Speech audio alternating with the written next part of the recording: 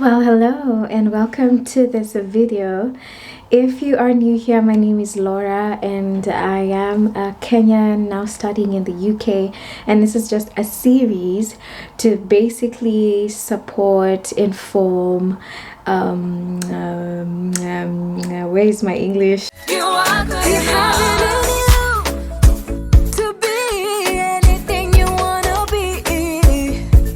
Well, hello and welcome to this video.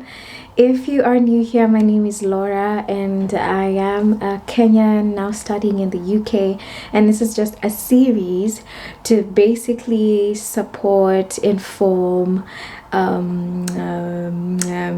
where is my English? Enlighten, especially Kenyans, or let me say Africans in general, who are looking to study in the UK, particularly what that looks like, what the process is like and everything. And I'm just saying that update because now I'm going to just be batch shooting a few more videos, about 4 of them. So I just wanted to reintroduce that. So up until this point, we have talked about the requirements all the way to how to write your personal statement, and today I'm just going to recap on this video. I'm going to recap a little, and then I'm going to talk about applying for now your student visa once you have all your requirements and you have applied to your schools. So welcome to this video. Now, if at any point through the series, because I know many of you may not really be watching this in real time, because I don't think this is the kind of content you watch in real time, particularly. Most likely it's a kind of thing you watch on demand. You're looking for something particular and you've come across this video.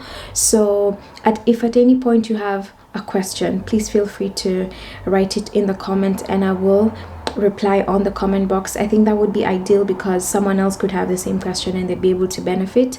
But you can also always DM me. My details are all in the description box and I'll be so happy to help.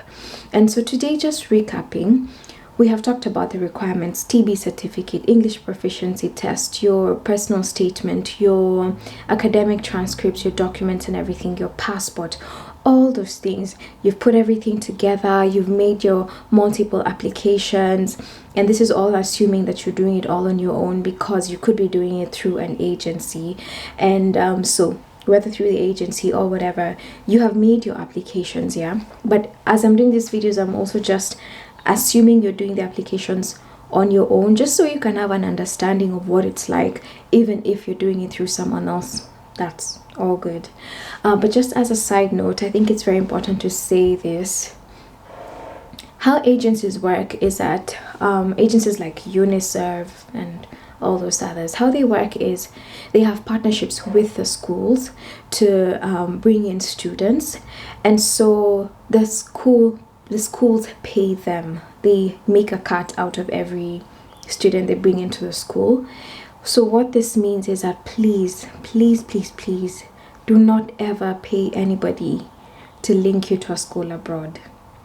Most likely it's a scam. You're gonna lose money, and especially because most of the times these are people who are usually asking for hefty amounts, 100,000, 150,000, 200,000 to apply for a school. I would even understand something like 5 to 10,000, because some schools charge for you to apply. If you remember, I have said in a past video, which I don't think is worth it, unless you really want the school, or unless it's a special school, you know, like London School of Tropical Medicine, for example. If I really wanted to go there, then definitely I would pay the application fee.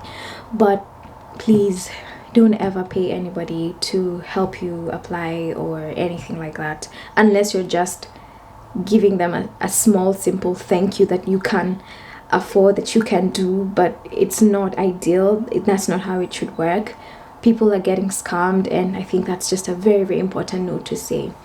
So back to the recap, all these things are together and you have applied to schools. Now, the period for the schools to get back to you is often about 2 to 4 weeks. And so let's say in 2 to 4 weeks, you now have your feedback from a school or 2 or 3, yeah? Because if you've been applying to several schools, you should be able to get feedback from most of them, yeah? Unfortunately, not all of them do get back. Again, slight red flag. The schools need students. So a school that's not communicating with you and things like that, maybe you don't really want to keep pushing it that much. And if it's taking too long, like I said, you have the right to actually email them. You should be able to ask them, hey, how far until I get some news.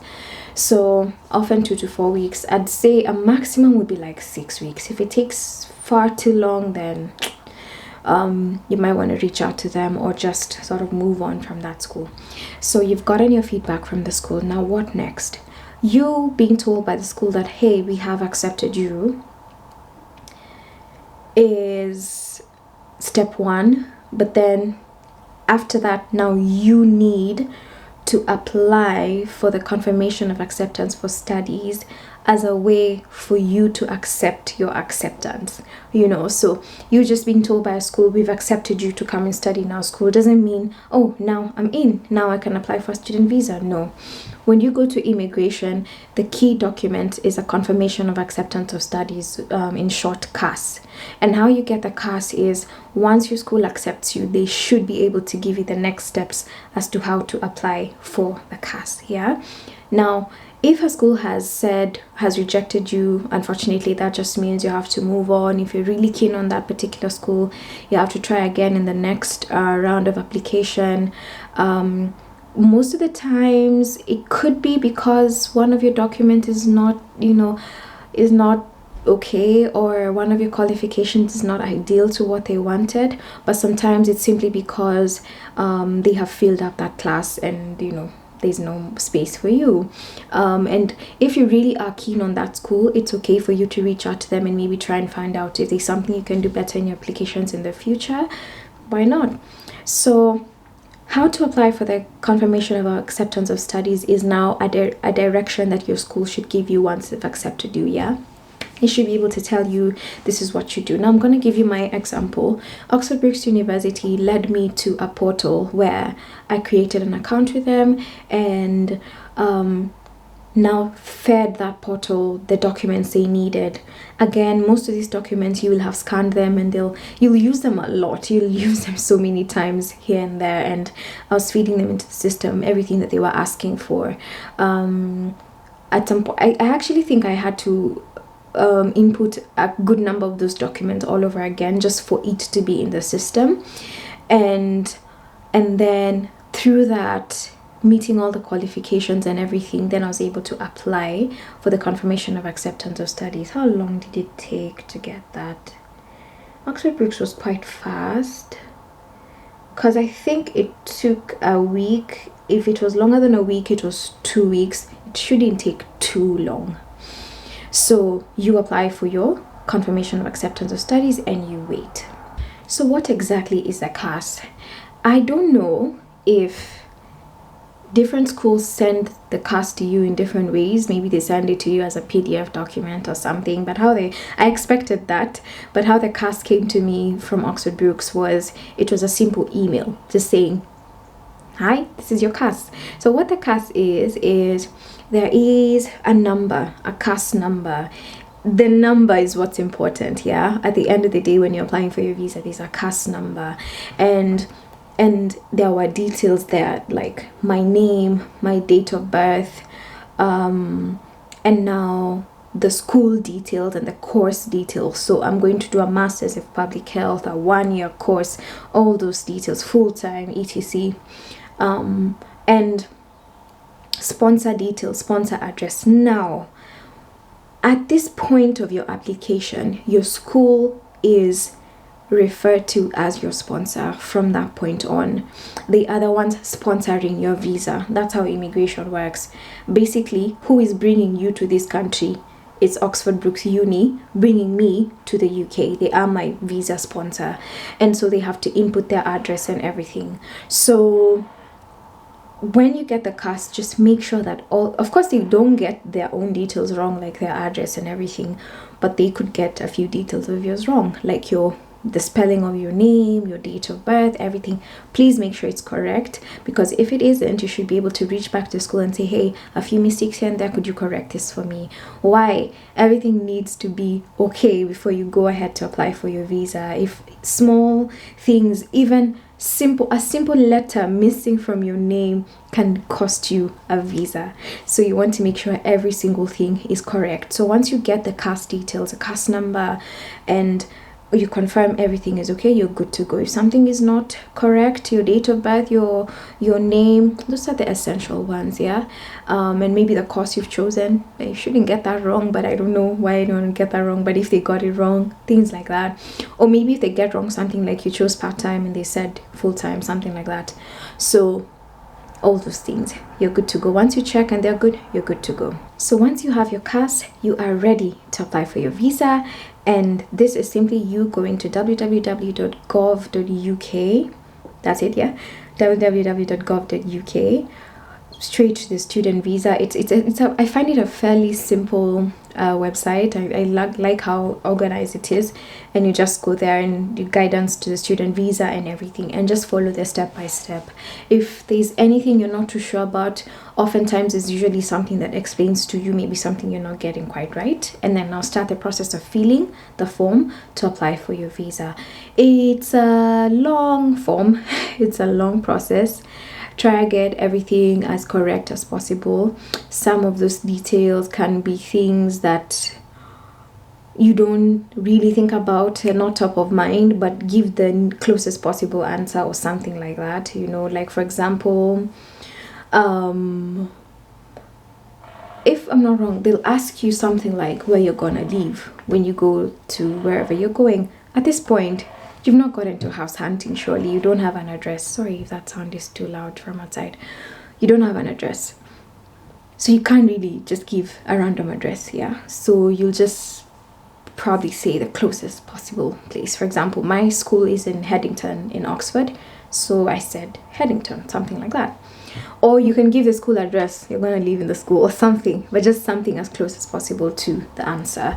But just make that form as clean and neat as possible, and then you should be good to go from there. Now the next thing is to get an appointment to go and give your biometrics. And am I forgetting something? No.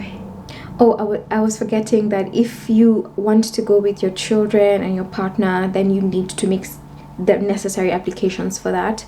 Of course, those can be, they require a lot more things, a lot more details in there. But if you're applying just for yourself, it's a lot easier. So you fill the form, and then from there you go to the visa application center. What would be the correct word for it? I don't know if the correct word is agency, but there is a place that represents the UK immigration. It's for the UK, it's at 9 West building, should be 4th floor in Parklands, Ring Road, Parklands. That's where the place is, but all those details are normally just accessible on the portal.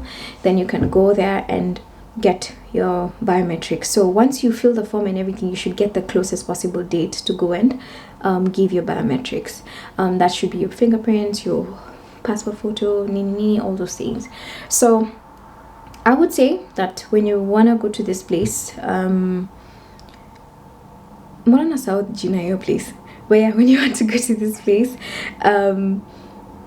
morning hours would be better. So try and get a morning appointment, and that should be fast and easy. I mean, be ready to wait a bit. Carry a book with you that you can just read while you wait and everything. It's not the kind of place you go and say kidogo nakuja. No, you have to sit there and wait for the moment they call you, and they call your number, your tracking number and everything. So free up your time, free up your morning to do that, or your afternoon if really you have to go in the afternoon. And that's that. When you're in that place, you're going to get all the help that you need to make your application seamless. The people are very kind, they're very helpful. Please remember, of course, that if you're applying for a visa, it means you're leaving your passport there. So if you have other travel plans around that time, you just have to keep that in mind. You're gonna leave your passport there. And it takes about 3 weeks, should take 3 weeks for the student visa. But sometimes things do happen. Like I remember at my time there was still some COVID delays and everything, so it was meant to take 6 weeks. It actually did take 3 weeks. So yeah, it takes 3 weeks. I'd say a maximum would be 6 weeks. So if again you've not heard from them after that long, then you really need to check, because something could be possibly wrong. Yes, so please Remember, folder, keep all your documents in the folder. I lost my birth certificate in this process. I do not know where I lost it. Sometimes I think I lost it at that place where I was going to give my biometrics, but I checked and it wasn't there. All the same, keep your documents close to you, because remember also, when you're going to give your biometrics, just have all your documents with you, because they just need to verify again everything is as it should be. Then wait 3 to 6 weeks and you get your visa and you're good to go. So you're gonna get your visa, the vignette on your, my passport is here, I can just show you real quick what the vignette looks like. Just something like this. Yeah, without showing too much, but yeah, you're gonna get the vignette in your passport that says good to go. Check that every detail is as it should be, that it's correct and everything. There's gonna be a white document in there with details that you should keep that white paper, because you're gonna need it, because it's what is gonna help you collect your biometric residence permit at your address. Remember, your school is your sponsor, so when you get to the UK, you need to report to your school. Your school needs to know that you are here, so they are the ones who are going to give you a residence permit and everything, right? Because you don't have another address. Yeah, school is your sponsor, so you need to keep that white paper, because that's what has your details of where you're collecting your BRP. You're gonna need it when you're on this side. Just don't lose anything. The way the visa comes, keep everything as it is, so you'll be good to go. So in the next video now, we're going to start talking about getting ready, because you're going abroad, you're going to the UK, you're going wherever you're going. Thanks for watching this video. I hope it has helped you, and I wish you the best if you're in the process. Thanks for watching. See you on the next one.